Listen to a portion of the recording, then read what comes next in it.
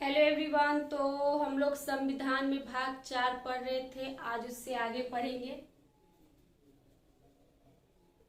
भाग 4, राज्य के नीति निर्देशक तत्व। राज्य के नीति निर्देशक तत्व। आर्टिकल संख्या आर्टिकल 36 से लेकर के 51 तक इसकी चर्चा की गई है। शॉर्ट नेम है DPSP, directive principle of state policy. Directive principle of state policy, राज्य के नीति निर्देशक तत्व। इसका सीधा सा मतलब है कि सरकार लोगों की भलाई के लिए करता है, उसकी सुविधा के लिए करता है। अगर वो नहीं दे रहे वो चीज तो हम उसमें न्यायालय में नहीं जा सकते हैं। ये सरकार अपनी मर्जी से लोगों की मदद उपलब्ध कराता है। अगर वो बंद कर देते हैं तो हम उसके लिए कोर्ट, न्यायालय नहीं जा सकते। 36 से लेकर के 51 तक हम आर्टिकल संख्या कल 46 तक पढ़ लिए थे। 36 में देखे थे, उसकी परिभाषा दी गई है। राज्य के नीति निर्देशक तत्व की परिभाषा है सबसे पहले कि 36 से लेकर आर्टिकल तक इसका directive principle of state policy है। इसे आयरलैंड के संविधान से लिया गया है। इसमें इसका मतलब है कि हम अगर सरकार हमें किसी तरह की उपलब्ध करा रही है, कोई सुविधा दे रही है, अगर वो बंद कर देती है तो हम उसके लिए कोर्ट नहीं जा सकते। कल देखे थे 36 में इसकी परिभाषा, राज्य के नीति निर्देशक तत्व की परिभाषा। 37 में है कि हम न्यायालय नहीं जा सकते हैं। 38 में है लोक कल्याण की बात। 39 में है स्त्री पुरुष को समान काम के लिए समान वेतन। 39 के क में है निःशुल्क विधि सहायता। 40 में है ग्राम पंचायत। 40 में है ग्राम पंचायत।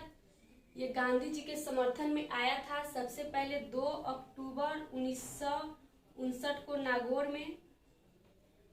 में लागू किया गया था। राजस्थान के नागौर में गांधी जी के समर्थन के द्वारा 2 अक्टूबर 1959 को नागौर में लागू किया गया था। लेकिन 73वां संविधान संशोधन 1993 के तहत हर गांव में ग्राम पंचायत लागू कर दिया गया। तो आर्टिकल 40 सबसे इम्पोर्टेंट है क्योंकि इसमें ग्राम पंचायत की चर्चा है, जो गांधी जी के समर्थन में आया था और 2 अक्टूबर 1959 को नागौर में लागू किया गया था। और 73वां संविधान संशोधन 1993 के तहत हर जगह लागू कर दिया गया। 41 में है कुछ दशाओं में सरकारी सहायता, जैसे कि विधवा पेंशन हो गया, वृद्धा पेंशन हो गया। सरकार क्या करती है? सहायता देती है।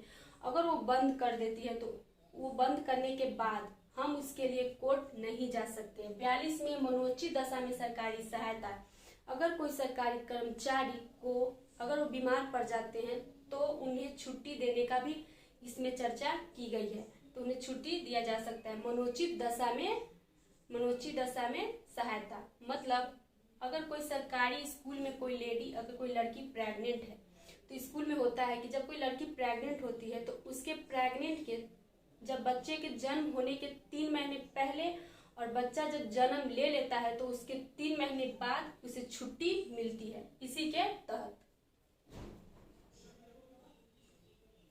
43 में है निर्वाह योग्य मजदूरी, मतलब ये न्याय संगत वेतन की बात की गई है। जितना हम काम करते हैं उसके अनुसार से हमें रुपया दे, जिससे हमारा जीवन अच्छे से कट सके। 44 में है यूनिफॉर्म सिविल कोड, समान नागरिक संहिता। समान नागरिक संहिता है, इसमें सभी को बराबर करने की बात की गई है। 45 में है कि 0 से लेकर के 6 वर्ष के बच्चों को निःशुल्क में इसमें क्या होगा? निःशुल्क में उसका दवा किया जाएगा, इसमें स्वास्थ्य किया जाएगा। जो 0 से लेकर के 6 वर्ष है उसे निःशुल्क में स्वास्थ्य से जो भी प्रॉब्लम हो उसकी हेल्प कौन करेगी? सरकार करेगी, आर्टिकल 45 के तहत। 46 में है कि SC और ST के लिए विशेष प्रावधान की चर्चा आर्टिकल संख्या 46 में है। 47 में है शराब पर प्रतिबंध, पोषाहार सबको बढ़ावा देना, लेकिन नशीली दवा और शराब पर प्रतिबंध। तो आर्टिकल आज 47 देखते हैं। 47 आर्टिकल 47 पोषाहार को क्या करना? बढ़ावा देना। शराब पर प्रतिबंध,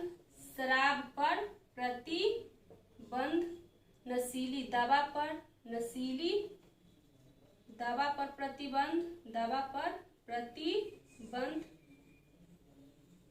इसमें शराब पर प्रतिबंध किया गया आर्टिकल 47 के तहत। अगर शराब पीते हुए अगर पुलिस उसे पकड़ लेगी तो इसे आर्टिकल 37 के तहत अंदर कर दिया जाएगा, लेकिन इसमें क्या है, इसमें प्रतिबंध लगाया गया है। लोग क्या करता है, चुरा छुपा करके पीता है, दिखा करके अब नहीं पीता है। इसमें पोषाहार को बढ़ावा दिया गया है।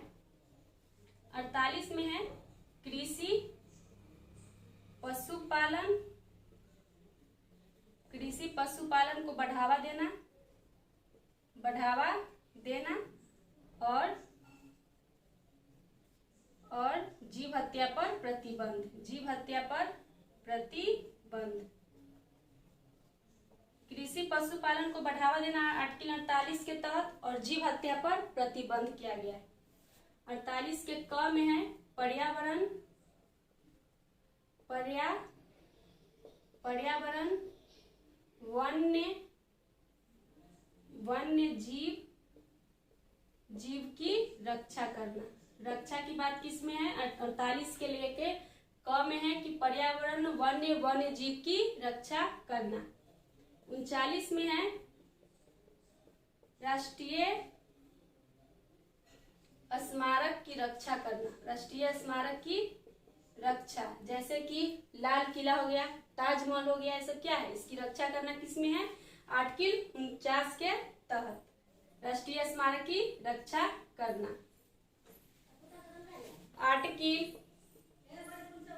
आर्टिकल 50 में है न्यायपालिका और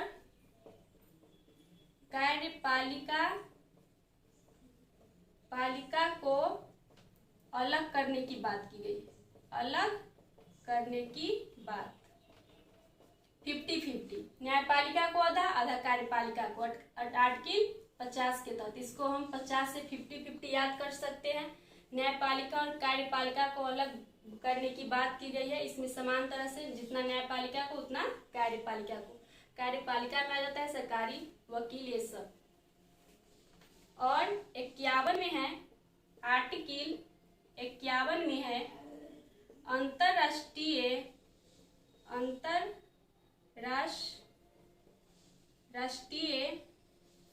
शांति को बढ़ावा देना, अंतरराष्ट्रीय शांति को बढ़ावा देना, अंतरराष्ट्रीय शांति को बढ़ावा देना।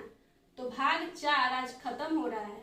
भाग 4 DPSP आर्टिकल 36 से लेकर के 51 तक हम लोग पढ़ लिए हैं। तो आज भाग 4 खत्म हो गया। कल 51 के क देखेंगे आगे। और जो भी आप लोग को समझ में नहीं आया है उसे कमेंट बॉक्स में कमेंट जरूर करें। अगर हमारा पढ़ाया हुआ आप लोग को समझ में आता है तो हमारे चैनल को सब्सक्राइब जरूर करें।